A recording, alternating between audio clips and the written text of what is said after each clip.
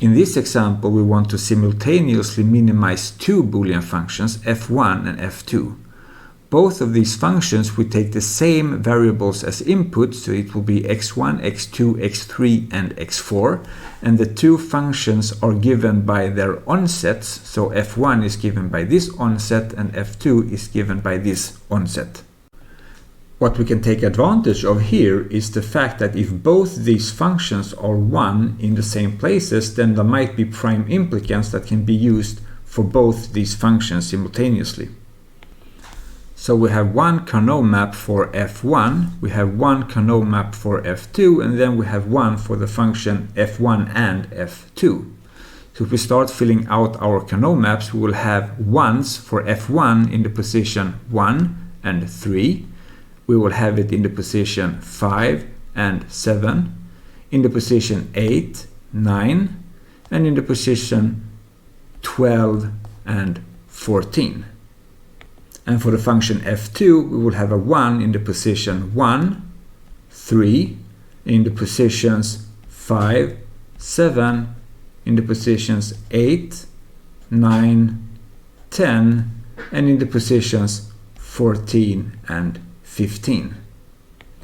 And if we now look at the AND of these two functions, we can write this as a 1 here, here, here, and here. And we will also have it here, and we will have ones in these two positions as well, representing 8 and 9. And in all the other positions in our Karnaugh maps, we will have zeros. So we fill this out only by zeros, like this.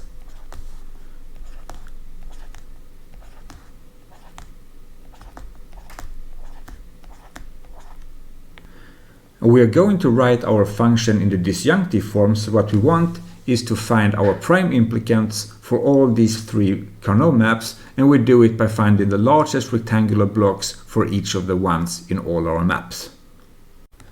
So let us find our prime implicants here. So the first prime implicant that we can find will cover these four ones here, and there are no other prime implicants that covers any of these four primes.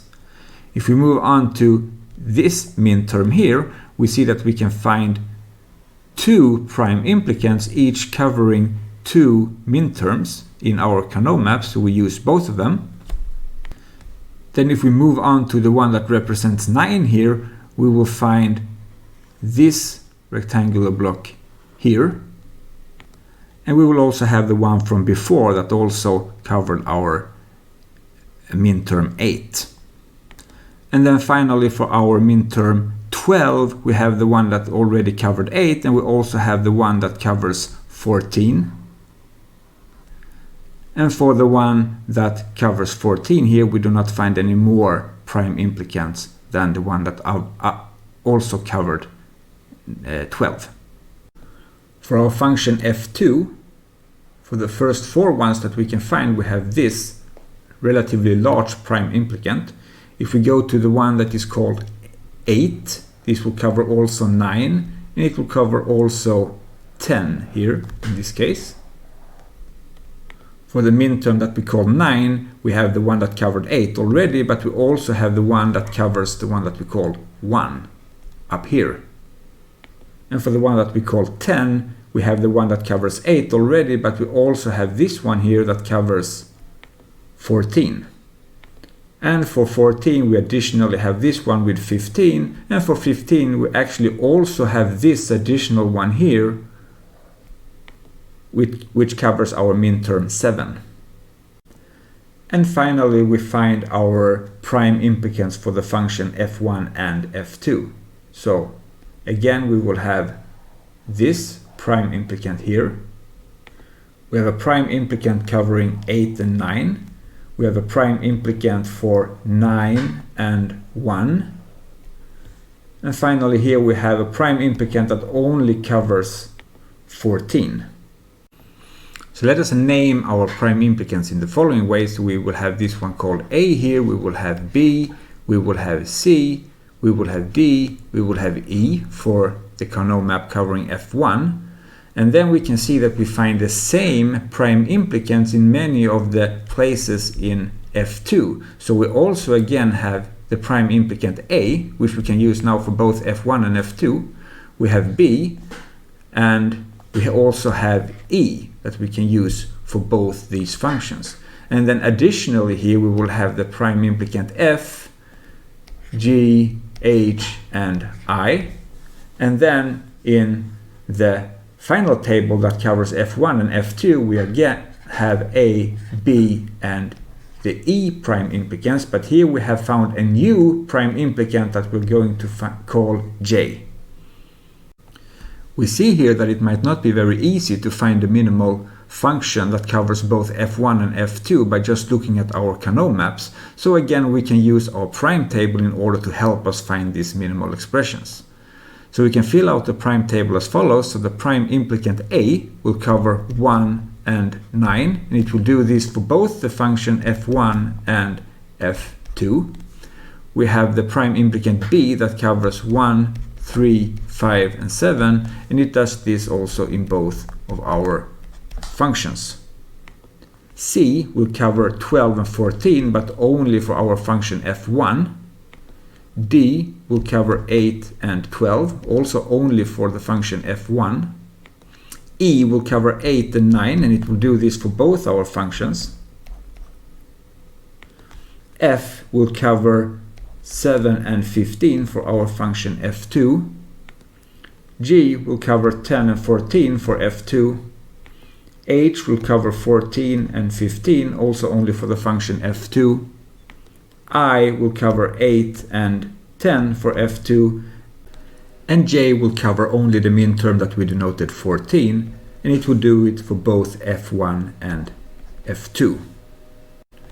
If we look at our prime table now, we can see that B is an essential row, since it is the only row with an x that covers 3, 5, and 7 in the function f1, and it is the only one that covers 3 and 5 in the function f2. So recognizing that B is an essential row, it means that we need to use B as a prime implicant, and we can also now remove all our columns 1, 3, 5, and 7, because this is what B covers. So let us clean up our prime table by removing the prime implicant B and all the minterms that is covered by B in the two functions. So what we have left now is the following. And now we can see that the row with the implicant A is dominated by the row E here. So this means that we can remove the row A. And after we have removed this row, we see that E now is an essential row in our resulting prime table, because it will be the only one covering, for example, 9. So we're definitely going to use the prime implicant E. So now, with this knowledge, we can remove this row E, and we can also remove the minterms that is covered by the prime implicant E. So just to remember, we need the prime implicant B, and we also need the prime implicant E here.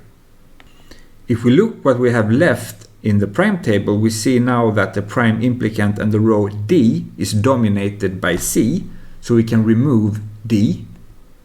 We also see that I is dominated by G, so we can remove I. And we also see that F is dominated by H, so we can also remove F.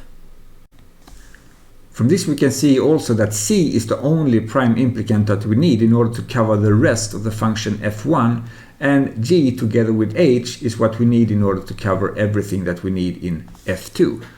So we can now write our minimal functions as f1 equals B or E, which we had since before, and this can also be covered by adding only the prime implicant C.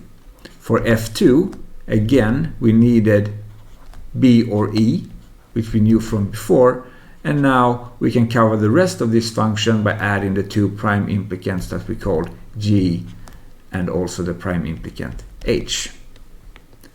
So here we have a simultaneous minimization on disjunctive form for both the functions f1 and f2.